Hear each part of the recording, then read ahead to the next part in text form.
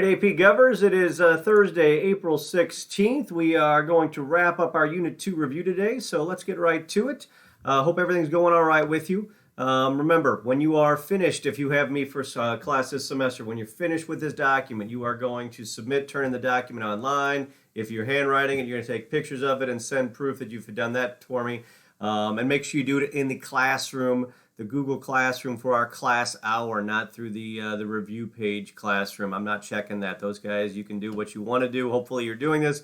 It'll make your lives easier for the AP exam. So let's get to the last part of the second half or so of Unit 2 review. After I finish this up tomorrow, I will put up a review game like I did last week for the unit. It's critical that you know the material. The material is going to help you be successful on the FRQs. So without further ado, we're going to get into the presidency. You start here with a table of different powers the President of the United States has and how those potentially could be limited. So we start with a veto. A veto is when the President refuses to sign a bill and just simply returns it to Congress without his approval. All right, Nixon, for example, vetoed the War Powers Act during the 1970s. All right, Congress can, this can be limited by Congress could override the veto with a 2/3 vote of both houses. On the other hand, sometimes presidents try pocket vetoes. That's item 47. A pocket veto is when the president simply takes that bill, shoves it in his desk drawer in his pocket, and refuses to pay any attention to it for 10 days. He doesn't return it. He doesn't sign it into law. If at the end of the 10-day period that bill hasn't been signed and Congress is in session, it becomes a law. If it is not in session, the bill is automatically defeated. If Congress could call themselves back into session, if they had been adjourned, if they knew the president was trying to do this as a way to try to limit him.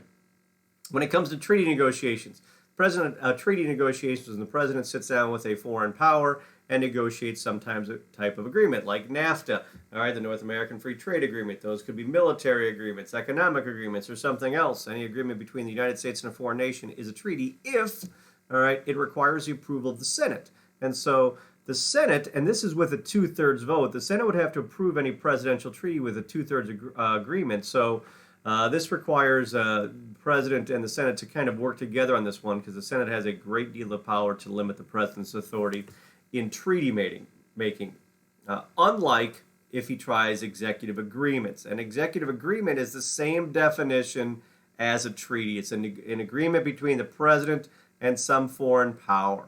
All right, it could be for economic purposes. It could be for a variety of different purposes. Right. For example, if you guys remember the Lend-Lease deals, the destroyers for bases, those things began as executive agreements between FDR, right, and our future allies during World War II.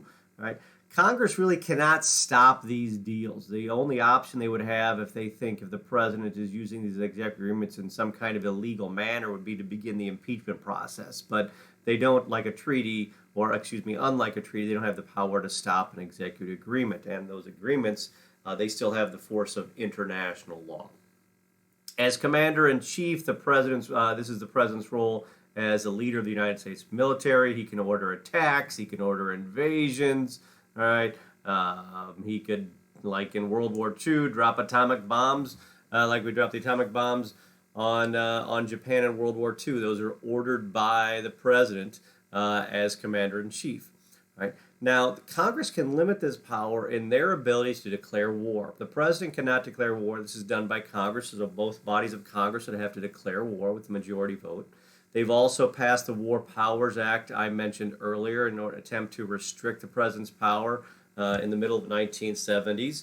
And I put up on this chart as reminders the numbers 48 and 60. The way they restrict the President here is the President is required by this law, right, to inform Congress of the use of the military within 48 hours of doing so. And he may only use military for 60 days without a vote or a resolution passed by Congress that supports their continued use. So this is a way to restrict the President's power as Commander-in-Chief. Executive orders are declarations from the President that have the force of law, but they do not require the approval. So they're laws that don't go through Congress but just come off of the President's desk itself, basically. An example would be Executive Order 9066 from World War II again, when FDR ordered the internment of Japanese Americans. Congress really does not have the authority to stop the president from doing this, again, unless they wanted to hit the impeachment process. The Supreme Court could step in if somebody challenged the president's use of executive orders, and the Supreme Court could potentially declare that an executive order was issued unconstitutionally, and so that could restrict the president. But those are the simple ways for them to step in. Signing statements are something the president's been doing more and more over the last 20 years or so, 20, 30 years. A signing statement is, upon signing a bill into law, what a president does is he expresses, through this signing statement, his displeasure with certain portions of that bill. Now, the Congress themselves do not really have any power to restrict or limit the president's authority to do this.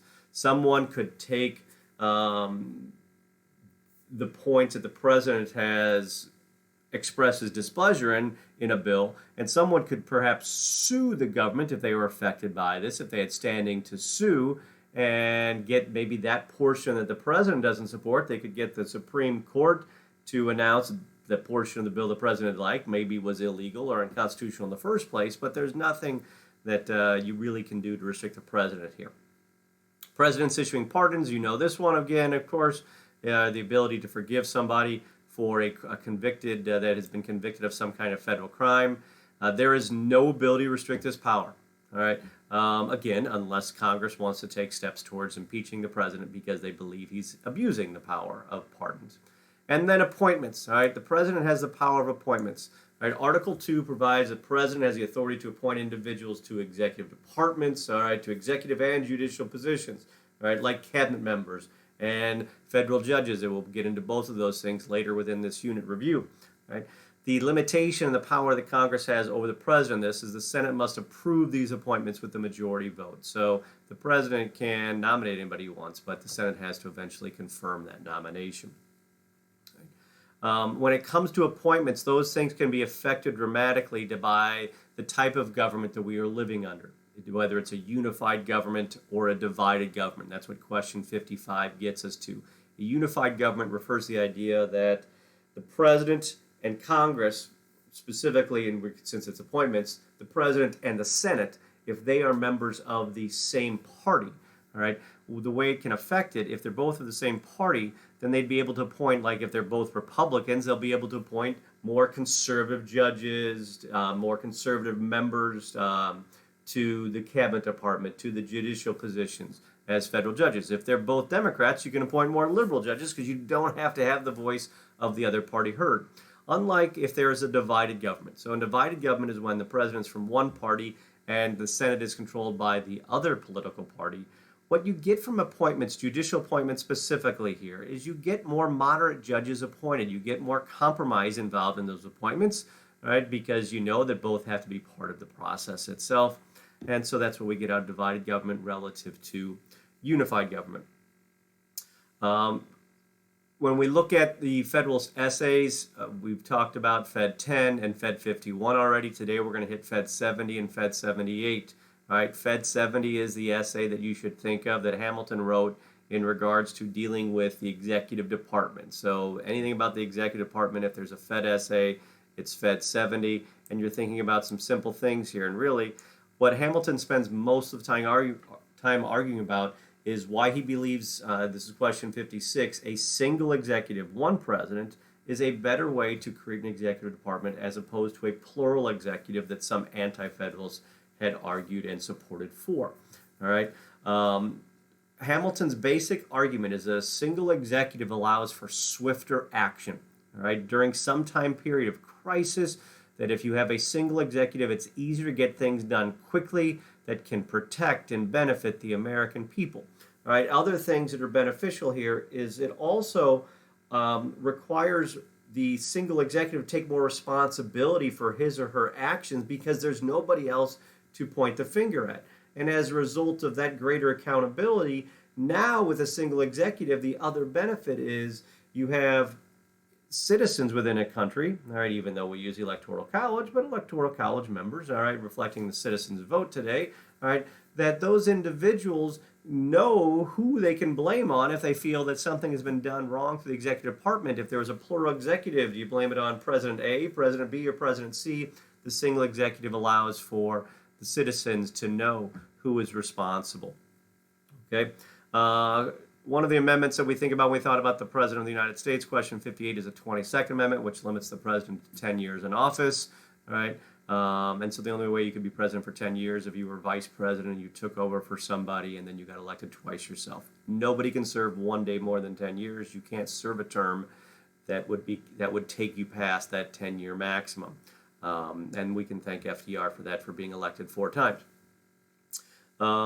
Thinking about the President of the United States, who's made the office more powerful? Really, the office has become more powerful since George Washington, but many historians will point back to Abraham Lincoln, right, and his use of presidential power to restrict the state's desire in the South to create their own nation. You can look at Teddy Roosevelt and Franklin Delano Roosevelt as a few of the presidents that most significantly are remembered for dramatically increasing the power of the President of the United States, of the executive branch.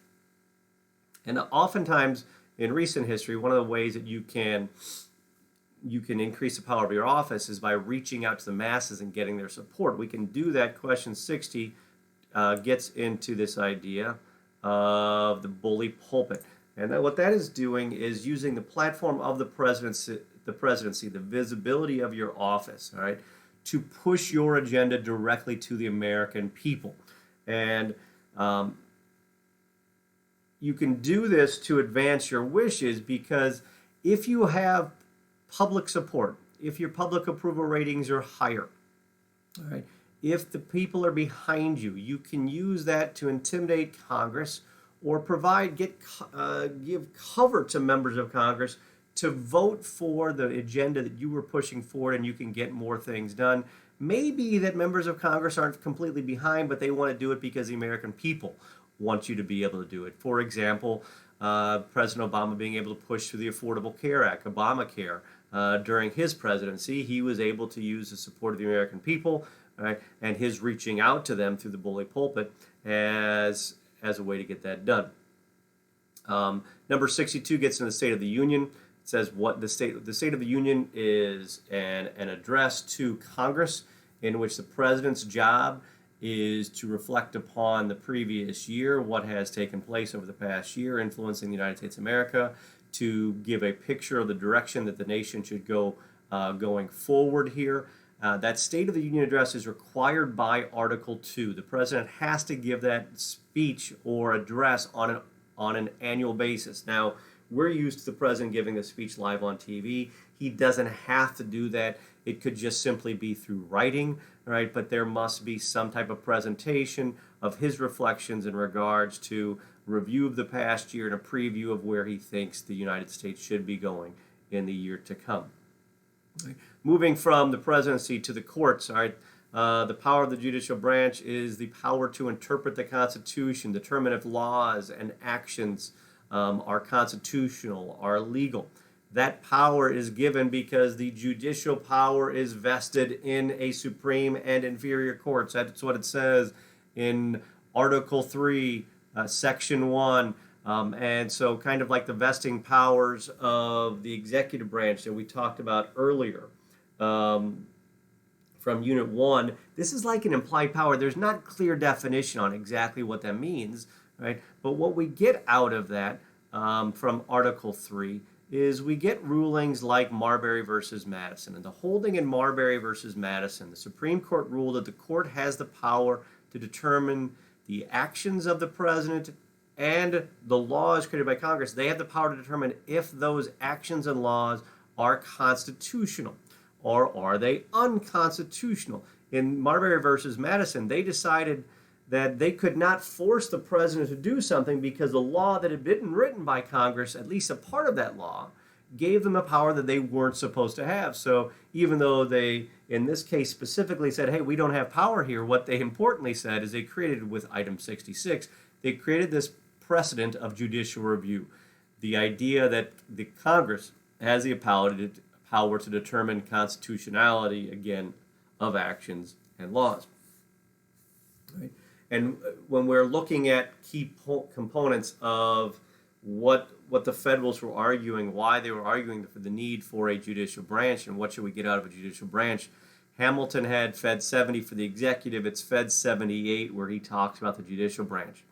And in this, within this essay itself, he mentions the idea of judicial review. Even though the phrase judicial review is not in Article 3, Hamilton is telling us that it's critical that in order to make sure that the judicial branch can restrict potential abuse by the executive or the legislative branch, that Congress has to have the power, all right, to protect the people and the people's liberties from these potential errors from other branches of government. And so it's critical for them to be able to do this so we can maintain our liberties and our government can live by the rule of law itself. One of the ways that you can make sure that happens, he talks about in Fed 78, is by giving people a life tenure if they are federal judges, right? If you have a federal job for life, all right, as a member of the Supreme Court or any one of the other constitutional courts that we talked about in class, you do not have to depend upon the legislative branch or the executive branch to keep your job. And as a result, you're not going to make rulings to satisfy these branches of government. Rather, in theory, what you're going to do is you are going to make rulings to interpret the Constitution properly, to interpret the law properly. And so by giving people life tenure, right, you separate the politics out of the judicial process, is the hope. A Supreme Court justice or any kind of federal judge gets on the court in the same way, at least if it's a constitutional court. Even, I guess, if it's an Article 1 court, a legislative court. The president appoints or nominates people for federal judge positions. For those people to get the job on the court, that must be followed by a majority vote of the United States Senate or approval of that confirmation, or an approval, which is a confirmation of the president's nomination. Right. One of the terms that we think about when we think about question 70, the judicial branch, is the term stare decisis, which translates to let the decision stand. It's a ruling of a court that affirms the ruling of a lower court. All right. When I say affirms, what that means is it supports. All right. It upholds the ruling of a lower court, saying, "Oh, they got it right. They're following the law properly in their interpretation." The reason that this is important is it brings, for question 21, it brings clarity and a greater sense of swiftness to judicial decision making. If the courts, the lower courts, are consistently seeing, or they're seeing that the Supreme Court is saying, hey, this lower court got it right, they know how to interpret the law, they know how to interpret the Constitution, those things bring greater consistency to rulings across our large country. Question 72 asked, how can ideology of the court change decisions over time or precedent over time? If you have a court that is a more liberal court, they can overturn or change the precedent established by a conservative court, and vice versa. If you have, we've had a couple conservative courts since the Warren Court of the 50s and 60s. As we've had more conservative courts, they've been able to reduce those things that were granted to people, the liberties and freedoms that were granted to people under a more liberal court. So the court's ideology has an ability to reverse trends and precedents that have been established by a previous ideological court. Moving to section 2.1, the court in action. The court is very, very independent. All right, they are insulated from public opinion. In other words, what that means is the Supreme Court does not have to worry about maintaining, keeping, all right, trying to build up the approval of the American people, because they do not require the support of the American people either to get their job or to keep their job. I mean, that's just further enforced by their life tenure. One of the things that they have to be careful of is the legitimacy of their ruling. So question 74 talks about controversial rulings and their legitimacy. Again, they're insulated from attacks on the American people and being removed from office. However, if their rulings are too controversial, they can become more and more political rallying cries. And so if the Supreme Court is making unpopular rulings when people are seeking office for the Congress or for the presidency, they're going to use those unpopular rulings to try to rile up the American people to get to, hey, let's change this ruling. And the way that could potentially affect the court, all right, and the legitimacy is just continued challenges to those court rulings with lawsuits being filed in different district courts, in different U.S. courts of appeals throughout the country. When we talk about the courts, we talk about kind of the way they interpret the Constitution, and one could be viewed as a judicial activist or a court with judicial restraint or a judge with judicial restraint. A judicial activist is one that makes liberal rulings or judicial activism is liberal rulings by the court that interpret the Constitution as a living document. They're viewed as loose constructionists, more willing to change the way the Constitution is interpreted over time. Courts that show judicial restraint are more generally referred to as ones that have conservative rulings, that interpret the Constitution in a strict manner, that believe the Constitution is not necessarily a living document, that you're supposed to figure out what did the Founding Fathers want in the 1780s and the 1790s when these different amendments were added throughout time, and that's what they're supposed to interpret, that they're not supposed to make up changing views of the document itself. And so when we're looking at it, does judicial activism or judicial restraint give the court more power? It really depends upon where we're at in history and what issues that they're looking at. Judicial activists have more power over ruling against conservative precedents, and vice versa. Judicial restraint courts have more power when they're ruling over previous liberal rulings. So it kind of depends upon who's in power and what kind of things they are looking at on the court's docket.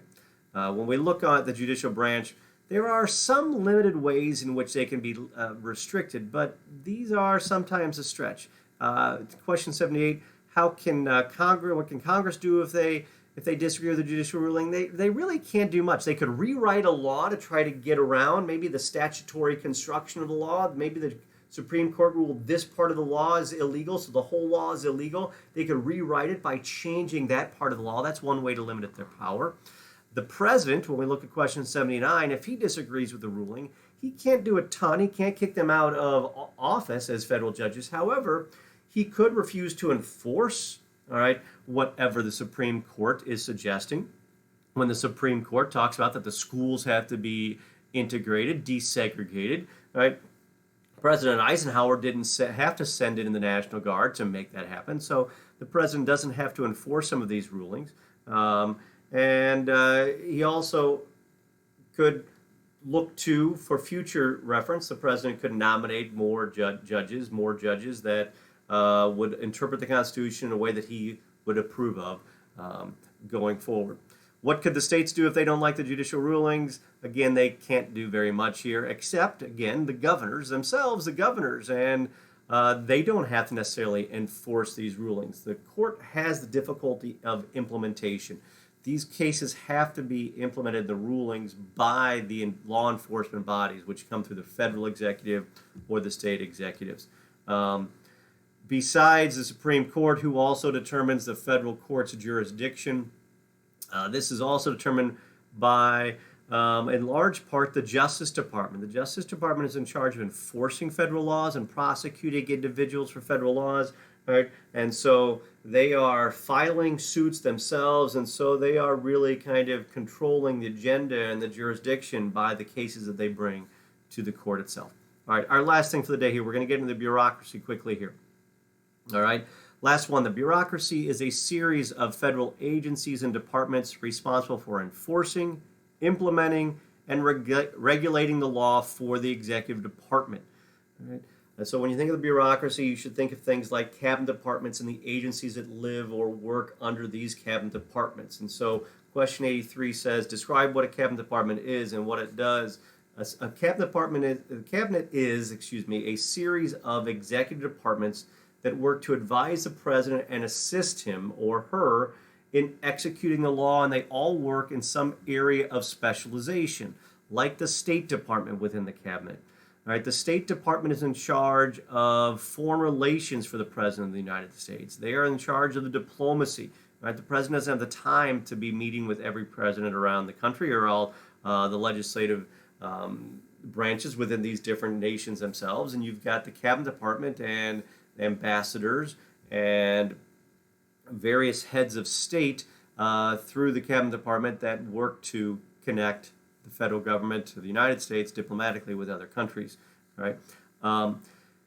Bureaucratic agencies are offices that work within these cabinet departments, right? Agencies that perform tasks for the various executive departments. For example, the EPA cleans up the environment, all right? They do that because they work within the Interior Department. The Interior Department is in charge of all federal lands, all right? The IRS, all right, the Internal Revenue Service, collects taxes. They do that for the Treasury Department, is in charge of money and taxation. And so these different agencies are helping the larger, all right, think of them as the workforce of these different executive departments. Within these different executive departments and other parts of the bureaucracy and the executive department, you have regulatory commissions and independent agencies. A regulatory commission is one that sets standards in a specific area of authority. All right.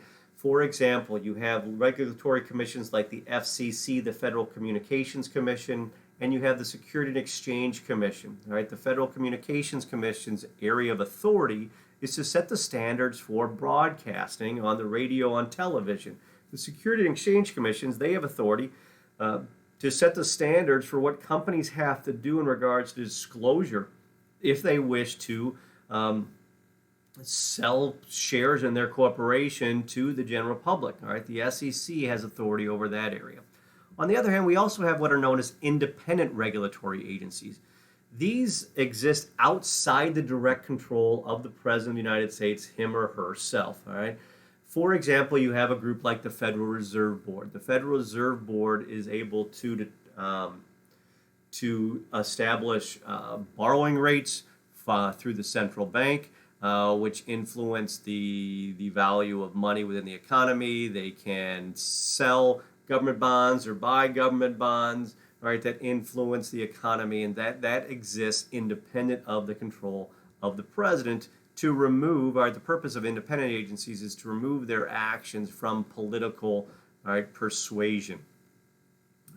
We also have in our bureaucracy what are known as government corporations.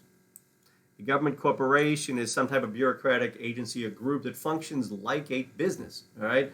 They are delivering a good or service to the American people, but it's the government that is the owner of this corporation that is providing the service. For example, the United States Postal Service is a government corporation. They bring you your mail.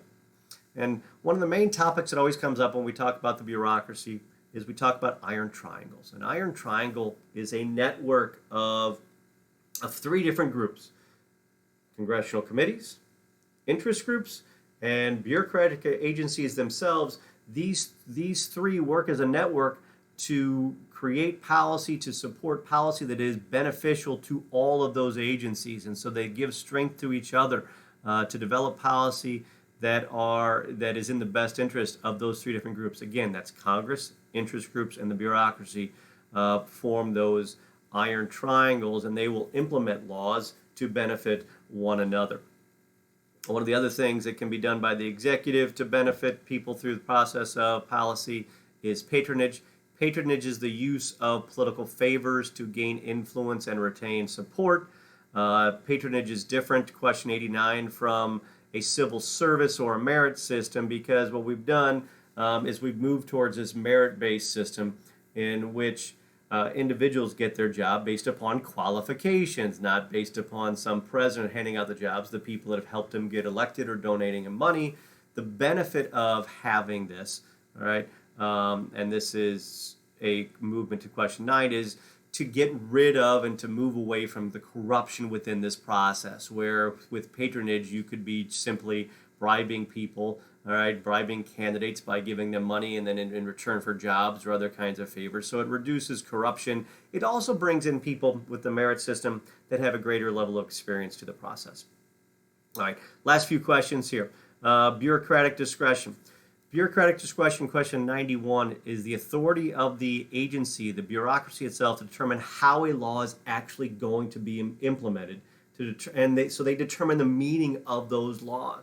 Congress might pass a law that says we're going to reduce emissions by 10% within the next 10 years. It's up to the EPA to decide how that's going to happen. The reason that Congress does it is a few things. One, they lack the authority to actually enforce. Congress can't enforce laws. That's up to the executive department. So the executive department creates these agencies so they can enforce these laws that are being created. But Congress also lacks the time and the expertise, and so they really are dependent upon the bureaucracy to bring their knowledge to this process to find a way to make sure that these things can be accomplished in a reasonable manner. Right?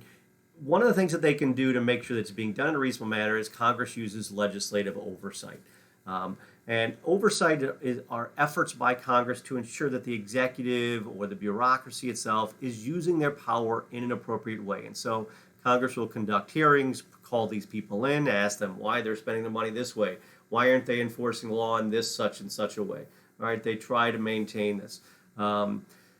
Congress has done this in a variety of different ways. They do this by calling the EPA in all the time to talk to them about what they're doing with their law enforcement processes.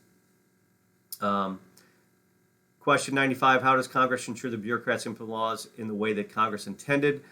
Really, the main way is they control the budget, all right? If they are conducting all this oversight and they're trying to let the bureaucracy know we don't approve of what you're doing and the bureaucracy is not getting it, Congress very simply can say, fine, we're going to slash your budget in half.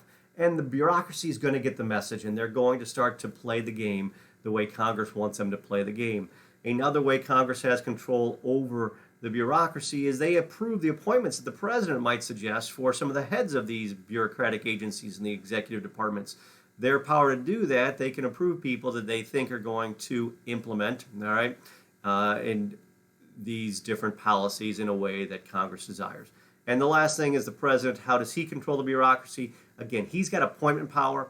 He has the power of proposing the budgets. And so if he doesn't like what's going on, he could get rid of an executive agency or really fund it into oblivion by not giving it any money or setting it up. And through his agenda, all right, he increases or decreases the importance of these different agencies. So that's the bureaucracy. There's going to be a Unit 2 review that I'm going to put out tomorrow. Take a look for that late tomorrow afternoon, tomorrow night. Look at that over the evening and weekend. And we will see you next week for Unit 3. Thanks for everything, folks. Hope you're doing well.